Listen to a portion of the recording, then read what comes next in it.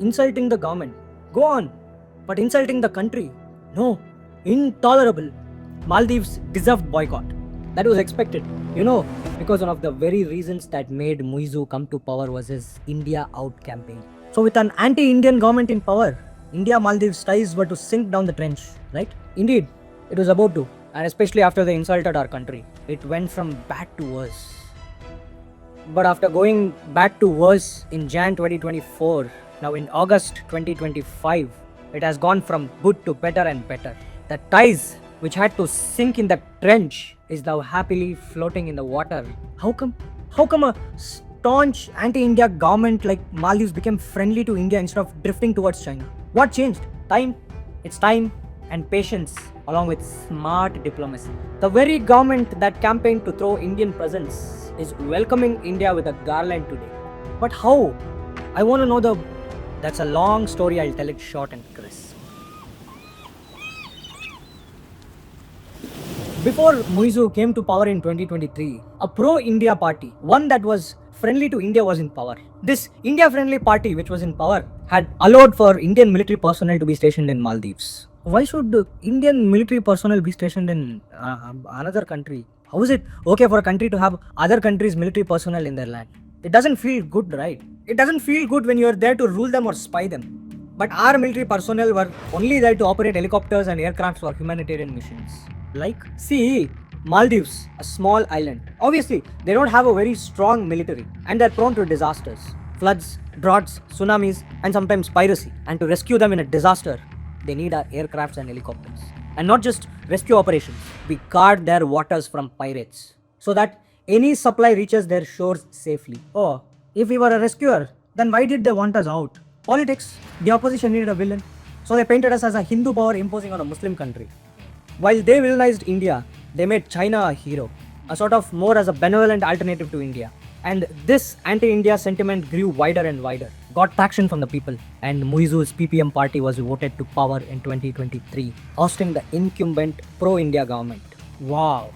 So they successfully planted on people's minds that Indian presence in Maldivian soil was an imposition of Hindu will on Muslims. He's obviously bound to win with this narrative. So yeah, he won. So as soon as he won, guess what would he have done? Easy. Pressurize India to take back its military personnel. Exactly. By ignoring the fact that those military personnel saved countless Maldivian lives in 3 decades. So he kept his words. Yeah. And the anti-India sentiment had gotten very uglier, right? The Maldivian ministers mocked India with racist jibes. I don't understand what's wrong in your prime minister going to one of your territories and promoting. He never mentioned or referred to Maldives during any of his visit. Why this unnecessary trigger? That incident was the result of all their pent-up hate on India. They had been carrying it for a long time and just spilled it out. But we were never going to tolerate that. Dignity comes before everything for us. Yes. And then when the anti-India lamp kept burning brighter, Muizu visited China and signed 20 agreements for a number of infra projects. Timing. India is antagonized and China romanticized. And not just infrastructure, even defense ties. Oh my god. Military presence of China. Yes, and that was what was more concerning. Chinese soldiers in Maldives, they'd be spying us from our doorstep. Indeed. The Maldivian government wanted to show us that they're pivoting away to China and don't need our assistance anymore. A major diplomatic setback. Listening until here, I want to say, we have done nothing wrong to be vilified by them. If they want to hate us, let them. No, you can't let them slip away like that. Their location in the Indian Ocean hold them as a very important strategic partner for us. But they don't desire for it. The only way to good ties with them is Muizu getting ousted from power. And you can't oust him because India doesn't interfere in the internal matter of any other country. And without interference, you cannot oust anti-India Muizu from power. We'll have to wait until the next elections. Right. But we can't lose Maldives. But they want to get lost. We can't let them slip away.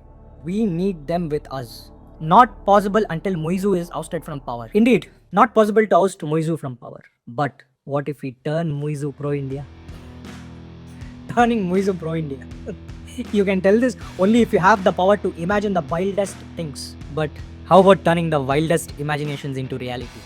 Muizu turned pro-India. They insulted us, which is absolutely intolerable. Because we are emotional when it comes to the dignity of our country. But in diplomacy, you cannot act based on sudden emotional outbursts. Of course, Maldives cannot just get away by insulting us. They needed to be taught a lesson. But how do you teach one? By punishing? No.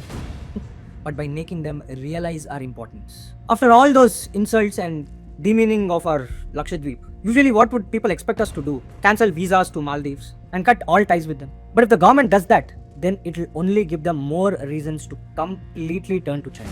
It's going to be a lost cause totally. Agreed. But still they needed to be taught a lesson.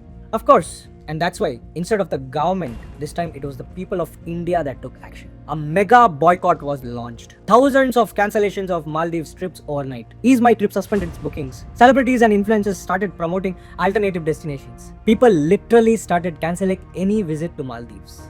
Then how did it affect them? $200 million of revenue loss. You see, tourism contributes 28% of their GDP and India contributes 15% of total tourist arrivals. With this boycott campaign, Indian tourist arrivals fell by 50%. They already had $7.5 billion debt, out of which $1.37 billion was owed to China. And this $200 million loss of revenue made it even tougher to repay loans. Pressure wasn't just on Muizu. The common Maldivians, hotel owners, small businesses, workers, everyone started feeling the pinch. So, literally, Maldivian economy was in a shocker with the Indian boycott. How did our government make use of this? I'll take it. See, now, Maldives was in a debt default situation. China could have seized its assets. They were in serious trouble. They had to be for insulting us. And so there we entered the picture once again. We extended a $400 million currency swap facility. A very, very low interest rate. This saved them from a humiliating debt default. Too easy. In international relations, appeasement is a tool. You may have to use that to maintain relations. But was it of any help? A lot indeed.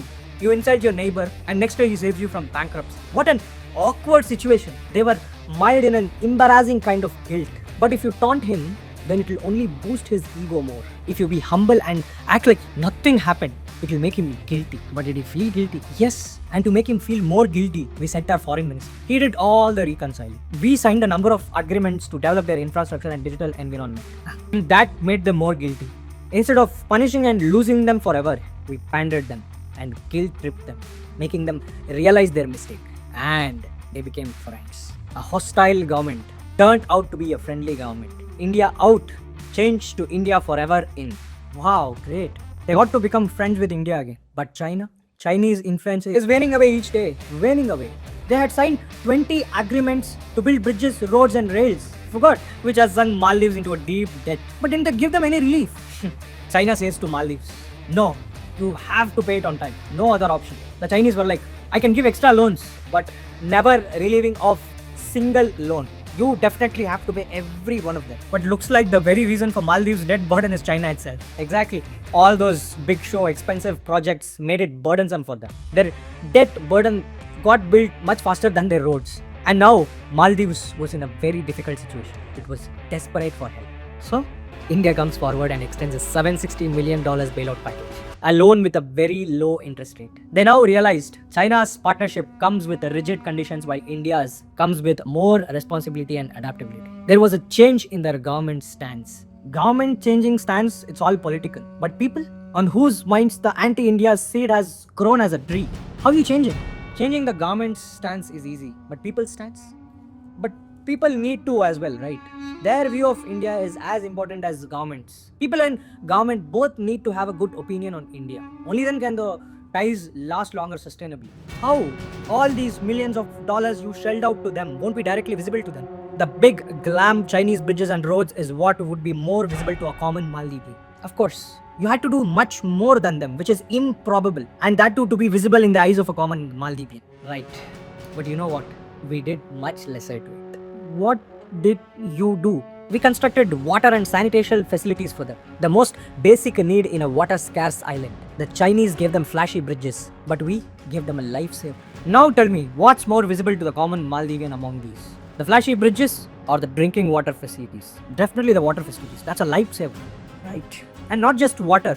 We constructed 61 police stations because the existing police stations did not have well-equipped facilities. As if we have that. I could hear you. Theirs is much worse than ours. Whatever. And please don't think we're not building anything big. You know what? We're actually building one of the biggest infra projects in Maldives. Oh, yes. There is no proper connectivity to Malé, the Maldivian capital. from 3 other islands where a significant population resides. Connectivity to the capital is very important because that is where they have the main airport. We are building a 6-kilometer bridge to connect them to the capital, our biggest infra project. So we are giving both life-saving basics and mega infra. But has it worked? Is the anti-India sentiment fading away? As far as the government, Muizu called India the closest ally, a trusted partner. They understood very soon the geopolitical realities and the interdependence that comes with it. So they have totally changed their stance. But people, the anti-India sentiment is slowly waning away, but still not completely. One wrong move and the anti-India sentiment will be back even stronger than before. So it has worked really well with the government, but not yet with the people. It is working, it would work, we hope so. We need to see. But why is it that important? Because you need to have friends in your backyard, right? And when you already have an enemy in your backyard who can never be friendly with you, it becomes even the more important to have as many friends as possible in your backyard. Why leave an opportunity to turn them friendly to? Exactly. So that is how we won back Maldives, turning a hostile government to a friendly government and getting ahead than China in the Maldives influence competition. And mind it, it's just trying to have an influence, not trying to enslave them. But how do you make sure you don't make them feel like you're trying to boss them? Because that is what they feel in reality. Good question. By not forcing friendly ties, but making them realize the need for them to have friendly ties so that they voluntarily pursue friendly ties with us. You force them, then they feel you're bossing them. They'll move away. But if it comes voluntarily, they feel secure. It builds trust in them and they stay. Somehow, India Out got reversed to India Forever in. And that too within just 16 months. After looking at Maldivian actions, people might get emotional and call for a complete boycott for ties. But government cannot do the same. The job is not to antagonize countries but to make new friends for India and maintain friendly ties as much as possible for the benefit of the country. From India Out to India in, there were efforts from India to better our relationship, and Maldives welcomed it. So if the same situation repeats in future, who will the Maldives turn to? India or China? Comment down.